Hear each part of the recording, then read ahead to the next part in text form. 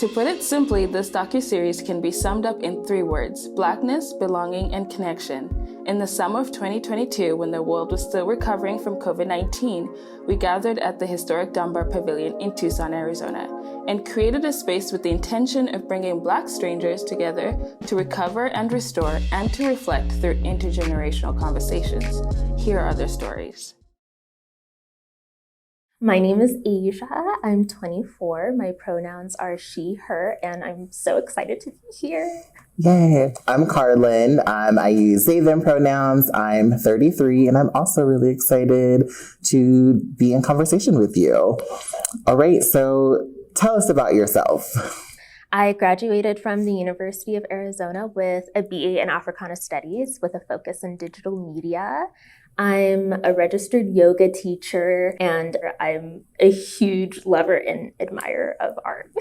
I also graduated from the University of Arizona. I just graduated in May. I do art. I'm a podcaster, so I also am like a creative, and I'm super excited to be graduated. Because school really... Totally. Yeah. It'd be out here just taking all your energy from you. Where have you lived / what brought you to Tucson? School brought me to Tucson. So I'm originally from Southern California. I grew up outside of Los Angeles, but like the first time that I like moved really away from home was to here in Tucson in 2013 for school. What about you? Yes, I've lived in Tucson my whole life. So any milestone I've had in my life has taken place in Tucson. What values, ideas, and traditions would you like to see preserved, and which ones are you happy to see us shifting out of? I would say what I really want to see preserved is our Black spaces. I feel like no matter where you go to in the country, there's always some sort of Black community center, Black church, but there's Black colleges. That's something that I want to see preserved. Honestly, there's not a lot that I want to see us shifting out of that I've seen us successfully do. I think the Black community, unfortunately, still is rampant with homophobia, transphobia, misogynoir. Those are the things that I'm starting to see being combated more, but there's not that full shift. Absolutely. Yeah, no, I agree about like everything that you said. So yeah, I love that there is like this way that as Black people, like no matter where you grew up, no matter where you're from, and like no matter like kind of where you go to, you're like, I know that there is a place and a space where like Black folks are gathering, and there's going to be good food, and there's going to be laughter, and there's going to be culture, and there's going to be storytelling, and like, yeah. And then, so like you said, the things that I would love for us to shift away from are the homophobia, etc. And I agree that it is like a shift is happening, but the shift is happening very slowly. So one of my questions is, what is bringing you joy lately? I think that I've just been resting a lot. So like I said, I graduated recently, and like not being in school has just given me like just so much more energy to just kind of to be present. Totally. What about you? This is so silly, but I love Legos. I'm a huge fan of building Lego sets. Okay. I almost also feel like in a way I'm tending to my inner child by doing that. And that's something that just makes me so excited and so happy. Okay. What does Blackness mean to you? What has shaped your Blackness? So for a long time, it was sort of like, here is what Blackness is. It is you not being like these other people, and you not being able to do the things that these other people can do. And so I think I internalized that in like the worst possible ways, and was like, oh, I can't do those things? Yeah. We'll see. Now, in my older years, I'm not even that much older, the things that my family was telling me and the tools that they were trying to arm me with weren't to tell me that my Blackness was devalued, but to really try to get me to understand that here's like this world that you are functioning in, and here are the ways that people are going to interpret your Blackness, which has nothing to do with you. Right. Now that I'm an adult, and now that I'm reclaiming Blackness, I don't have anything to prove to anyone, and that I can exist however I want to.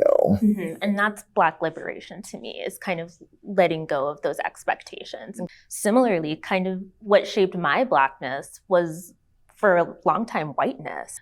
Growing up in an environment where I'm often the only Black person, I learned to see so much value in art and in family, because those were often the only things I could turn to where I could see myself, right? If you're not growing up in an environment where there's a lot of Black people, that's often where I would turn to see myself. And that's also part of the reason why representation is so important to me, because you never know who you're going to reach and what that can mean to somebody.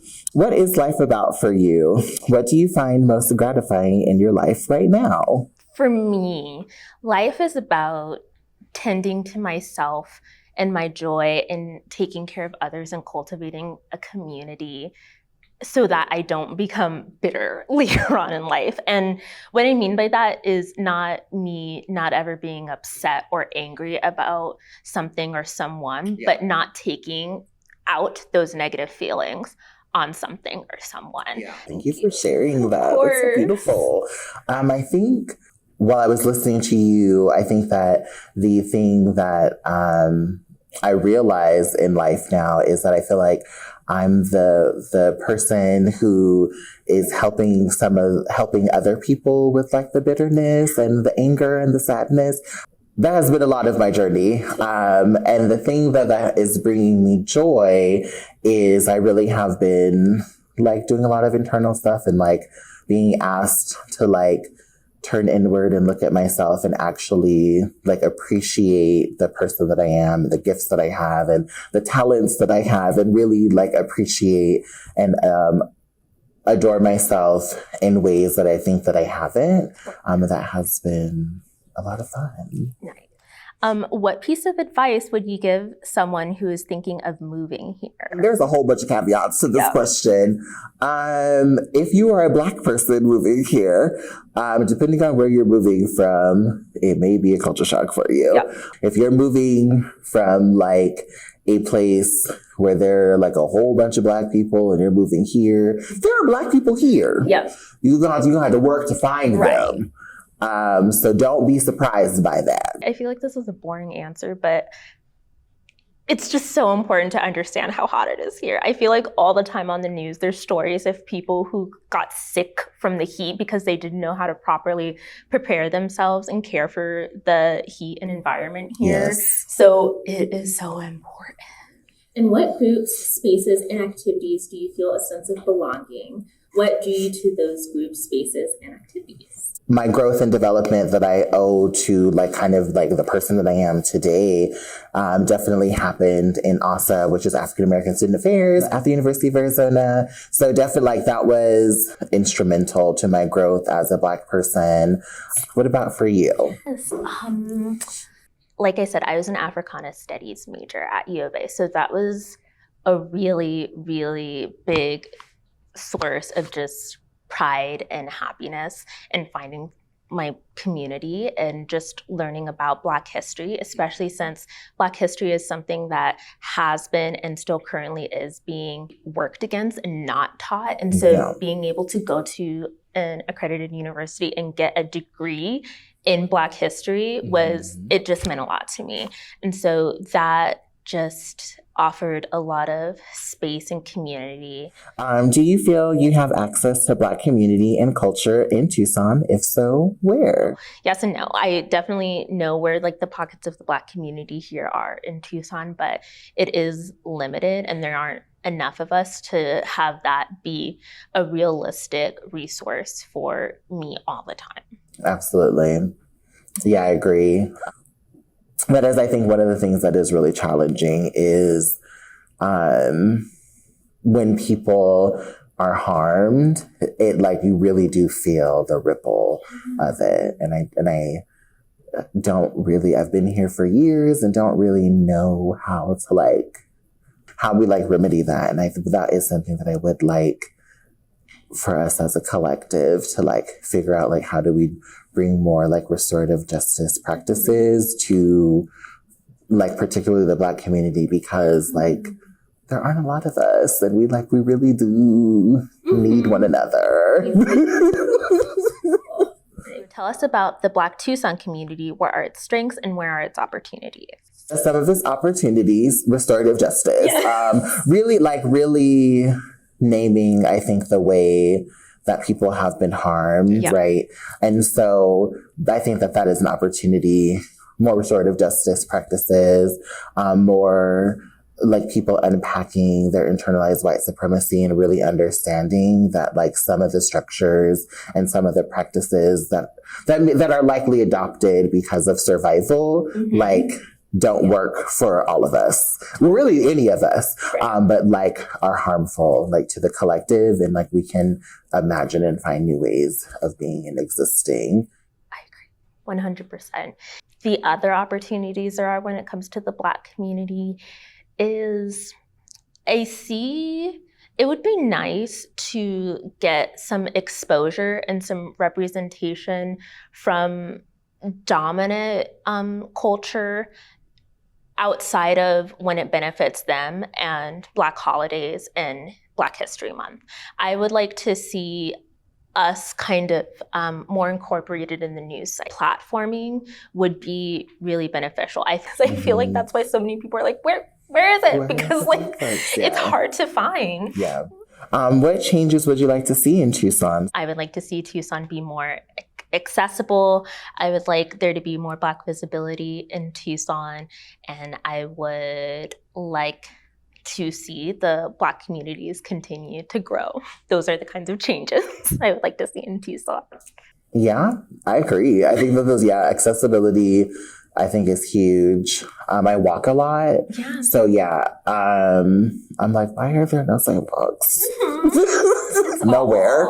Or like the sidewalks just like randomly end. And I'm like, it's in the middle. Like, what? What do you think is the biggest difference between you and your partner? What are the commonalities? I think we're both very outspoken and very funny. I think we're hilarious. And I think difference is, some of the more obvious differences, maybe just how we were brought up. You said you're from California. I've lived here my whole life. What I value is that we are brought up so differently, but still are able to validate each other's experiences. Yeah, no, I agree with that. Yeah, definitely. I'm like, do we have differences? I mean, we do. But it doesn't, I feel like, like what you just said, that we are able to validate each other's experiences and recognize that like, we're just looking at things from like different perspectives, but like not in a way that is like harmful. Right. What do you appreciate about the person across from you? What do you appreciate about yourself? I just appreciate you being honest and, speaking from the heart and just talking about your experiences in an authentic way. Like I said, that's something, even if it comes easy to us, it's something that's always actively being challenged. And so I think to have somebody come here and talk about that experiences and name it, it means a lot. And, and then something I appreciate about myself, really, like I said, I really try to be creative and kind of like let people know that they're listened to. I value trying to empathize with people and get to chat with them and see each other as like, equals. So that's something I appreciate, even though I'm actively working to do better in that regard. Something that I appreciate about you, and you mentioned that you're like, I want to cultivate joy. And like, I very much sense that. Like, that is not, that is something that feels very authentic to you. And I appreciate that is something that you are doing. And then something that I appreciate about myself, I appreciate like showing up for myself in this way, and also being vulnerable, and not only like with you and with the other folks that are, or like for the people in the future, the people behind the scenes who are also here with us. So that is something that I appreciate about myself as I get older, is my willingness to be softer. I think that's it. Yay!